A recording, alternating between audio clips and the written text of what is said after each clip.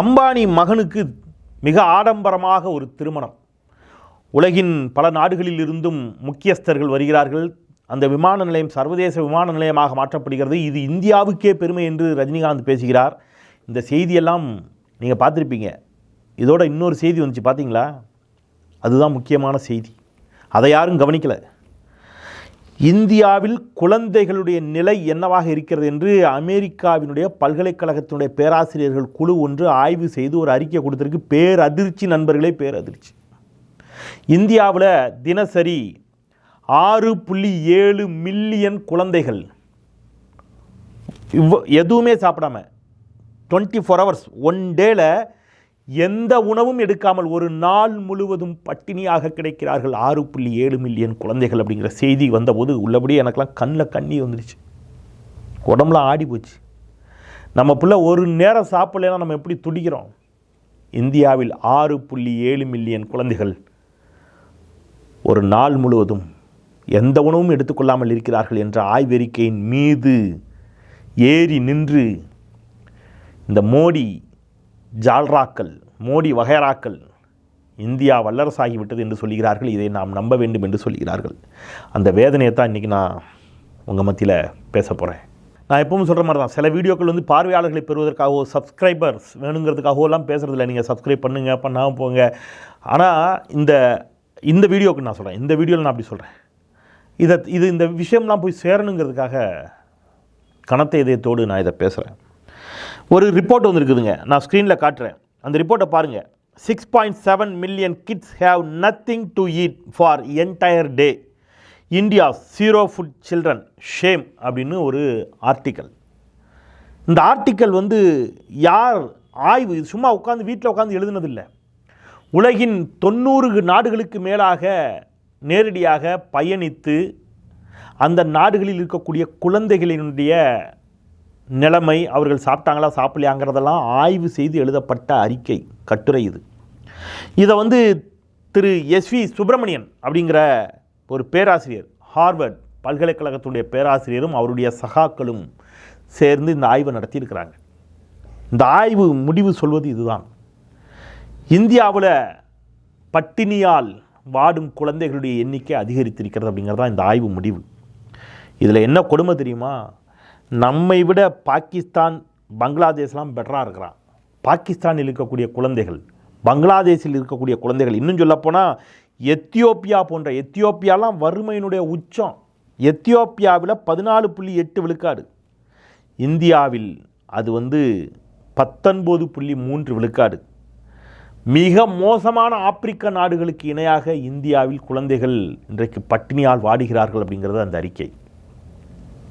இவங்க ஊன்னு கத்துறாங்க பாருங்கள். அந்த பாகிஸ்தானில் 9.2 விழுக்காடு, பங்களாதேஷில் 5.6 விழுக்காடு, காங்கோவில் 7.4 விழுக்காடு, நைஜீரியாவில் 8.8 விழுக்காடு. ஆனால் இந்தியாவில் 19.3 விழுக்காடாக அது இருக்கிறது அப்படின்னு சொன்னால், நாம் வந்து எங்கள் நாடு ஆயிடுச்சு வல்லரசு அப்படின்னு ஒரு பாட்டு உண்டுல, அந்த பாட்டு தான் ஞாபகத்துக்கு வருது. அதில் பகடியாக இருக்கும். இடதுசாரி மேடைகளில் பாடுவார்கள் பகடி செய்து, எங்கள் நாடு ஆகுது வல்லரசு, அமெரிக்கா போலே எங்கள் நாடு ஆகுது வல்லரசு அப்படின்னு ஒரு பாட்டு உண்டு. அந்த மாதிரி இன்றைக்கி வந்து ஒரு பக்கம் அம்பானி வீட்டு திருமணம், இன்னொரு பக்கம் உலகின் பணக்காரர்கள் வரிசையில் அதானி 3வது இடத்தை பிடித்து விட்டார் என்ற பெருமிதம், இன்னொரு பக்கம் இந்த நாட்டினுடைய குழந்தைகள் 6.7 மில்லியன் பேர் ஒரு நாள் முழுவதும் எந்த உணவும் எடுத்துக்கொள்ளாமல் பட்டினியால் வாடுகிறார்கள். மோடியினுடைய ஆட்சியினுடைய லட்சணம் இது. 1995 பாரதிய ஜனதா கட்சி குஜராத்தில் ஆட்சியை பிடிக்கிறது. ஆட்சியை பிடித்தது முதல் இந்த நிமிடம் வரை ஒரே ஒரு அரசு மருத்துவக் கல்லூரி கூட குஜராத்தில் கட்டப்படவில்லை. இதில் 12 ஆண்டுகளுக்கு மேலாக குஜராத்தினுடைய முதலமைச்சராக பதவியில் இருந்தவர் இந்த நரேந்திர தாமோதர தாஸ். ஆனால் குஜராத் வளர்ச்சிம்பானுங்க கேட்டால், ஒரே ஒரு மெடிக்கல் காலேஜ் இல்லை. ஆனால் தமிழ்நாடு என்னவா இருக்குது மருத்துவ கட்டமைப்பில்? ஆனால் தமிழ்நாட்டில் ஒன்றுமே இல்லைம்மா.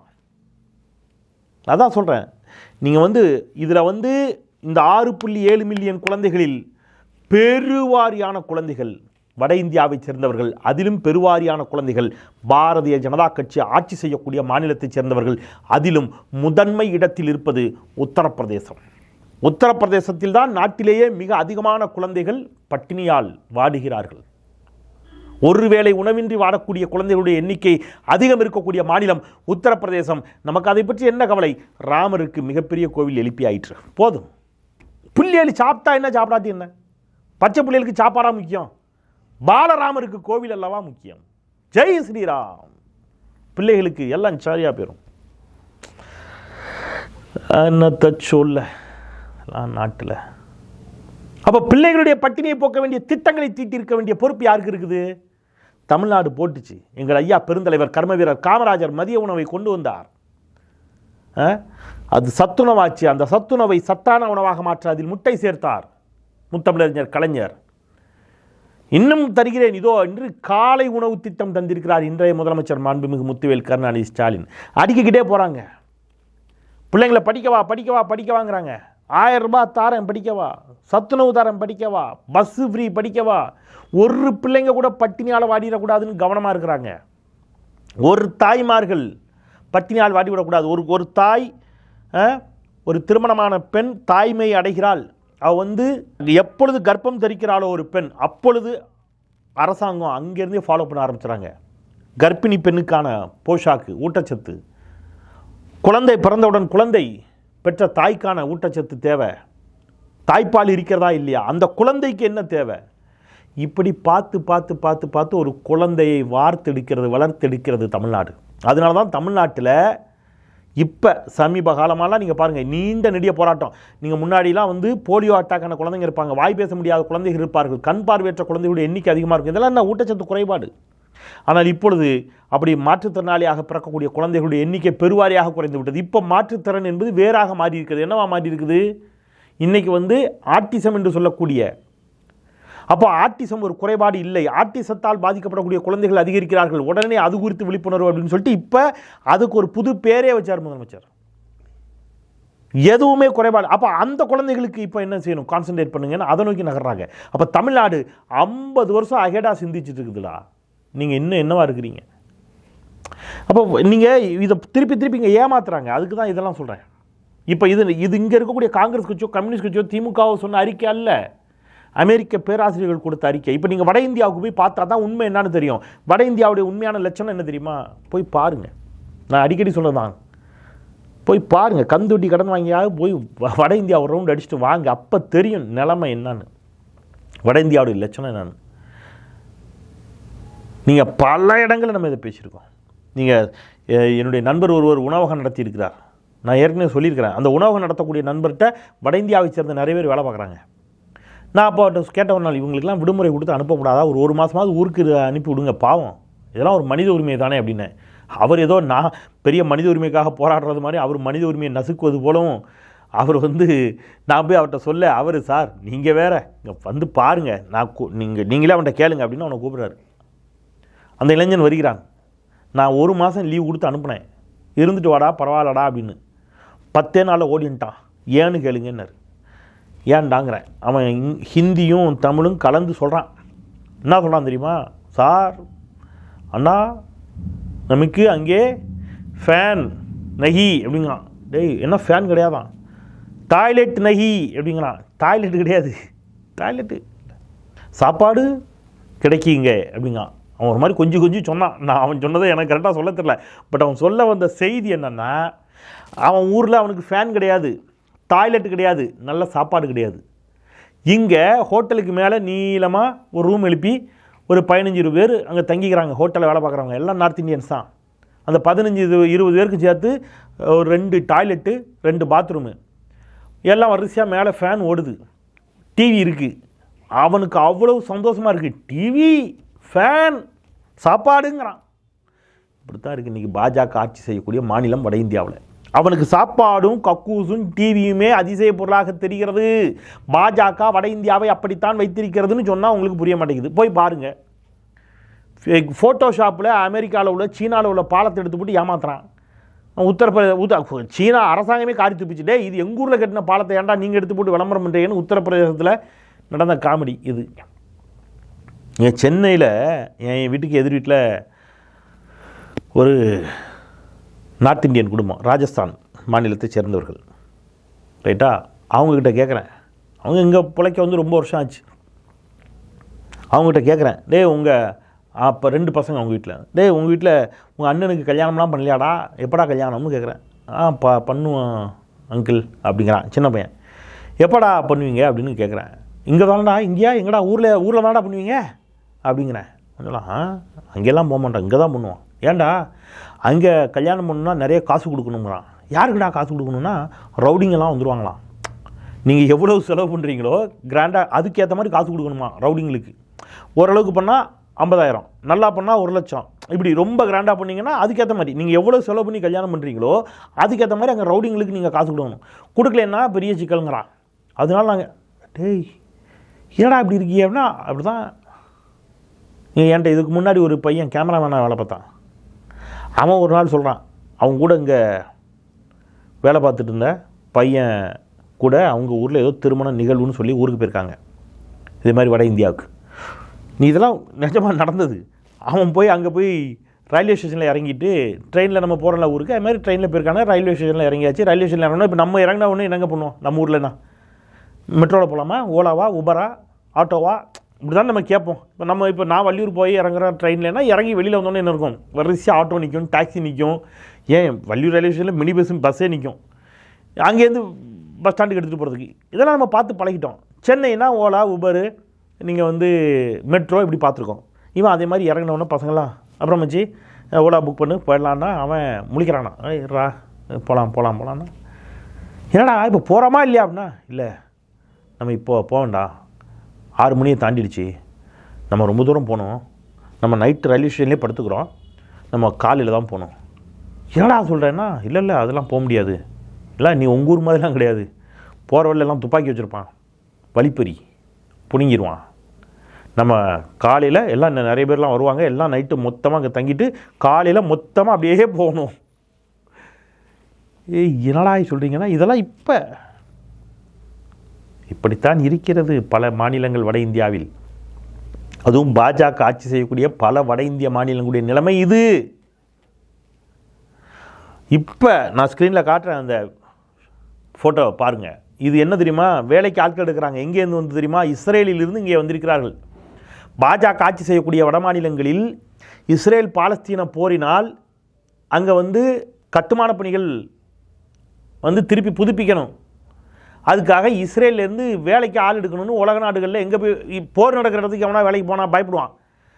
இந்தியாவுக்கு வந்துட்டானுங்க, அங்கேருந்து ஒரு டீமு அரசோட அனுமதி விட்டு. இங்கே பாஜக ஆட்சி செய்யக்கூடிய மாநிலங்களில் இருக்கக்கூடிய இளைஞர்கள் வரிசையில் நிற்கிறான். எதுக்கு? இஸ்ரேலுக்கு கட்டுமான பணிகளுக்கு வேலைக்கு போகிறதுக்கு. நமக்கு புரியுற மாதிரி சொல்லணும்னா, சித்தாள் வேலை, கொத்தனார் கையால் வேலை. அவன்கிட்ட போய் ஒரு சமூக வலைதளங்களில் அந்த வீடியோ வைரல் ஆச்சு. அவன்கிட்ட போய் கேட்குறான், அங்கே இருக்கக்கூடிய ஒரு இந்த மாதிரி சமூக வலைதளத்தில் யூடியூப் மாதிரி இருக்கக்கூடிய ஒருத்தன், நீ போறிய அங்கே சண்டை நடந்துகிட்டு இருக்க, உயிருக்கு ஆபத்து இல்லையான்னு. அவன் சொல்கிறான், பட்டினியால் போகிற உயிர் அங்கே போய் போனால் போகுது, இங்கே வேலையே இல்லை, பட்டினியால் சாவறதுக்கு பதில் நாம் எங்கே போயிடலாம், இஸ்ரேலுக்கு போர் நடக்கிற இடத்துக்கு போகலான்னு சொல்லி, இதெல்லாம் இணையத்தில் அப்படியே இருக்குது. அரசு அனுமதியோடு இங்கே வேலைக்கு ஆள் எடுத்துகிட்டு போகிறான் இஸ்ரேலுக்கு. அப்போ எவ்வளவு தூரம் நீங்கள் தமிழ்நாட்டை அப்படி போவீங்களா? ஒரு இடத்துல சண்டை நடக்குவா போவோமா நம்ம? அதுதான் சொல்கிறேன், தமிழ்நாடு இன்றைக்கு எவ்வளவு வளர்ச்சியடைந்த மாநிலமாக இருக்கிறது என்று சொன்னால், தமிழ்நாட்டுக்கு படையெடுத்து வர்றான் வட இந்தியாவிலேருந்து. நான் திருப்பி எளிய முறையில் ஒரே ஒரு கேள்வி தான் கேட்குறேன். நீங்கள் வளர்ச்சி அடைஞ்சிட்டிங்கன்னு சொன்னால் நாங்கள்லாடா வேலை தேடி உங்ககிட்ட வந்திருக்கணும், ஆமாவா இல்லையா? அதானே உண்மை. நீங்கள் மோடி 2014 வரும்போது சொன்ன ஞாபகம் இருக்கா, அமெரிக்கர்கள் இந்தியாவில் வேலை கேட்டு வருவார்கள்லாம் சொன்னான். அப்படி யாராவது வந்திருக்கோமா? இப்போ நம்ம தமிழ்நாட்டிலேருந்து நீங்கள் பார்க்குற தமிழ் கேள்வி சொந்தங்களே நீங்கள் சொல்லுங்கள். நீங்கள் உங்கள் சொந்தக்காரங்க எங்கே வேலை பார்ப்பான்? யாரோ ஒருத்தன் உங்களுக்கு தெரிஞ்சவன், ஃப்ரெண்டு, பக்கத்து இருக்காரன், சொந்தக்காரன், உங்கள் ஊருக்காரன் அமெரிக்காவில் இருப்பான், இங்கிலாண்டில் இருப்பான், லண்டனில் இருப்பான், ஆஸ்திரேலியாவில் இருப்பான், கனடாவில் இருப்பான். இதெல்லாம் இருக்கிறாங்க. துபாய், சவுதி, சிங்கப்பூர், மலேசியா, இங்கெல்லாம் இருக்கிறாங்கல்ல. உங்கள் சொந்தக்காரன் யாராவது உத்தரப்பிரதேச வேலை பார்க்கானா, மணிப்பூரில் வேலை பார்க்கானா, குஜராத்தில், பீகாரில் கடை வச்சுருப்பாங்க, பிஸ்னஸ் பண்ணுவாங்க. ஏதாவது நான் குஜராத்தில் போய் நான் கொத்தனார் கையால் வேலை பார்க்கலாம், எங்கள் அத்தை பையன் எங்கள் மாமா பையன் ஒருத்தன் உத்தரப்பிரதேசத்தில் வந்து லோடு மேனாக இருக்கான், இப்படி நீங்கள் ஏதாவது சொல்லுவீங்களா? ஏன்னா நம்ம வீட்டு பிள்ளைங்க இந்த திராவிடம் தந்த திட்டங்களால் பலன் பெற்று படித்து வெளிநாடுகளுக்கு வேலைக்கு சென்று விட்டார்கள். அவன் வந்து அங்கே வளர்ச்சியே இல்லை, அதனால் அவன் இங்கே ஹோட்டலுக்கு வேலைக்கு வர்றான். தஞ்சாவூரில் அறுவடைக்கு வரைக்கும் வந்துட்டான், நாற்று நடுறது அறுவடைக்கு வரைக்கும் வட இந்தியன் வந்துட்டான்னு சொன்னால் அங்கே நிலைமை மோசமாக இருக்கிறது. இப்போ அப்படி ஒரு நிலைமையை வச்சுக்கிட்டு தான் அவர் என்ன சொல்கிறாரு, மோடி பாஜகவினர் என்ன சொல்லுகிறார்கள், தமிழ்நாட்டை நாங்கள் வந்து மாற்றுவோம். எப்படி? உத்தரப்பிரதேசம் மாதிரியா? நாங்களும் நாளைக்கு இஸ்ரேலுக்கு வேலைக்கு போகிறதுக்கா? எங்கள் வீட்டு பிள்ளைகளும் பட்டினியாக கிடப்பதற்கா? பட்டினியாக கிடைக்கிறார்கள், வேலையெல்லாம் விடுங்க, பட்டினியாக கிடைக்கிறார்கள் 6.7 மில்லியன் குழந்தைகள் அப்படின்னு சொன்னால், திருப்பியும் மோடி ஆட்சிக்கு வந்தால் இந்த பட்டினியால் வாடும் குழந்தைகளுடைய எண்ணிக்கை அதிகரிக்கும். அதானியின் சொத்து மதிப்பு இன்னும் அதிகரிக்கும். அம்பானி இன்னும் கிராண்டா கல்யாணம் பண்ணுவார் அவர் வீட்டு பையனுக்கு. ஆனால் பிள்ளைகள், பட்டினியால் வாடும் பிள்ளைகள் இன்னொரு புறம் பட்டினியால் வாடுவார்கள். இதுதான் இவர் கொண்டு வந்த இந்தியா, நவீன இந்தியா. நிறைய இந்தியாவை பெற்று போட்டாங்க பாஜக ஆட்சியில். இந்த இந்தியா அந்த இந்தியா 1-2 இந்தியாவாக பெற்று போட்டாங்க, எல்லா இந்தியாவையும் பெற்று போட்டாங்க. ஆனால் அந்த இந்தியாவுடைய இவர்கள் பெற்று போட்ட எந்த இந்தியாவிலும் குழந்தைகள் பாதுகாப்பாக இல்லை, பெண்கள் பாதுகாப்பாக இல்லை.